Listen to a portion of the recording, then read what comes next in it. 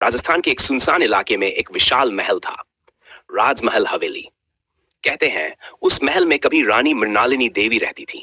वह बहुत सुंदर थीं, लेकिन उनका जीवन रहस्यों से भरा था। एक रात महल में आग लग गई और रानी उसी आग में जलकर मर गईं। लोगों ने कहा कि उनकी आत्मा महल में फंस गई है, एक चुड़ैल बनकर। वक्त बीता गया, महल वीरान हो गया। लोग वहां जाने से डरते थे। कहते थे हर पूर्णिमा की रात महल की खिड़कियों में सफेद साड़ी पहनी हुई एक औरत दिखती है। उसके हाथों में जलता हुआ दिया होता और उसकी आंखें अंगारों जैसी लाल। एक दिन अर्जुन नाम का एक युवक उस रहस्यमय महल को देखने गया। गांव के लोगों ने उसे रोका, पर वह नहीं माना। रात के समय जब वह महल पहुंचा तो दरवाजा अपने आप खुल गया।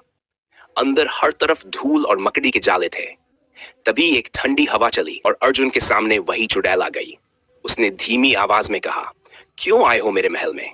ये मेरा घर है, मेरा श्राप है। अर्जुन डर गया, पर उसने हिम्मत करके पूछा, तुम यहाँ क्यों भटक रही हो? चुड़ैल की आंखों से आंसू गिर पड़े। उसने बताया कि उसे धोखे से जिंदा जलाया गया था। जब तक कोई उसकी सच्चाई दुनिया को नहीं बताएगा, उसकी आत्मा मुक्त नहीं होगी।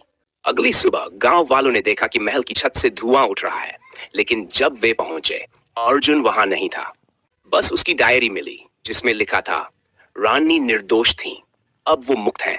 उसके बाद महल में फिर कभी किसी ने चुड़ैल को नहीं देखा।